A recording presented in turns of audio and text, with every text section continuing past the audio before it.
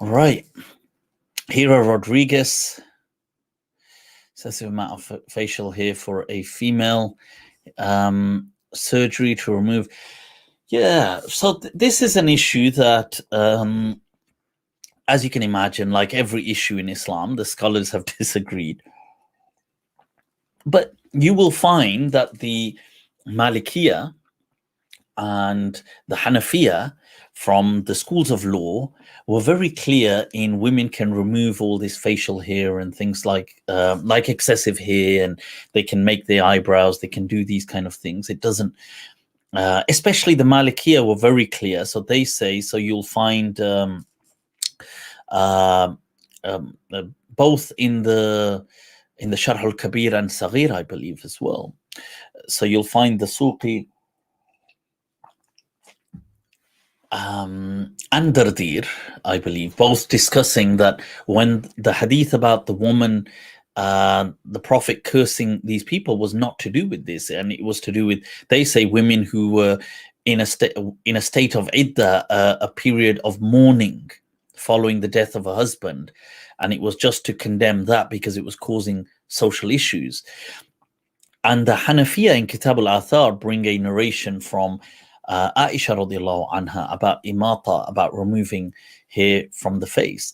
So these two schools are definitely very on the lenient side, and you'll find Abu al-Walid al-Baji as well from the Malikiya once again will use references, and other scholars will as well, that when there was a companion whose nose was cut off during some battle, or he was in, somebody struck him with a sword and they had cut off his nose.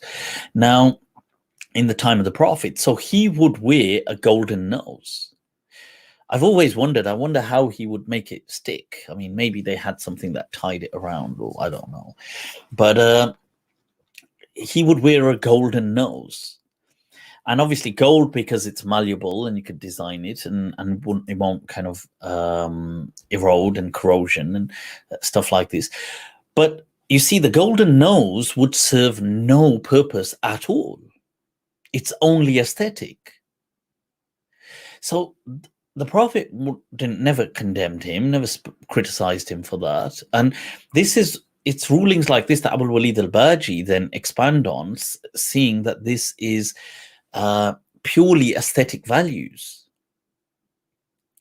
and that if a person, it can add value to their life in terms of their confidence and things like this, then this is what these schools say. And many today of the ulama from Egypt as well and other countries, the Dar al-Ifta al-Misriya and ulama al-Azhar, and many of these ulama will all concur with that ruling.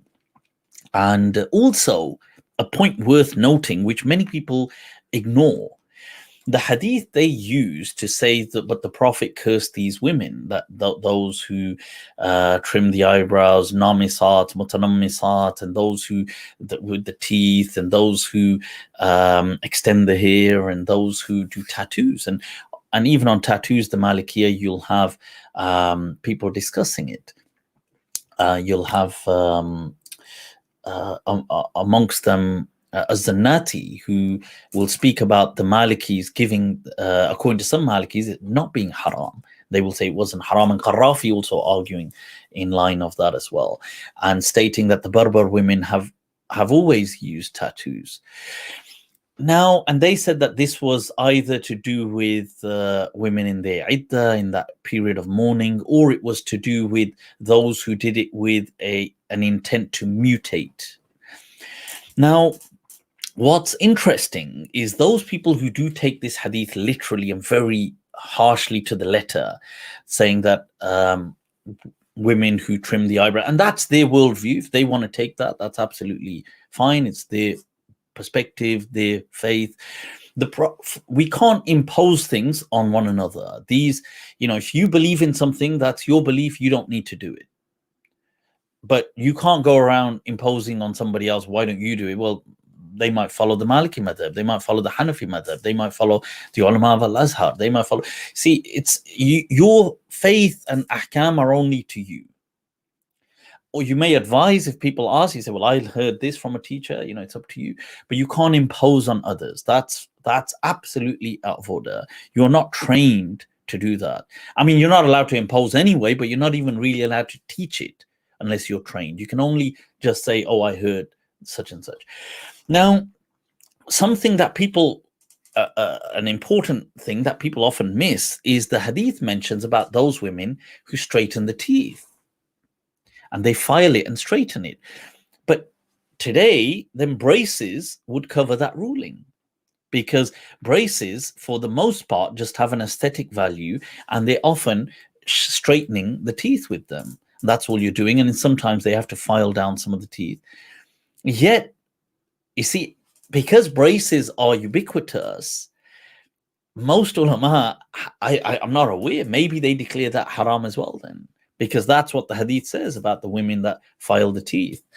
And the reason they would file them is, if you're going to say it's for aesthetics, then that's exactly what most braces do today. Most people, their teeth are just fine, as in from a functionality perspective. It's just they don't look good. So they need to, and you do get exceptions where people, it's troublesome for them, but in most cases, it's just aesthetic value. And I'm not aware of ulama really being harsh against braces. So that's food for thought.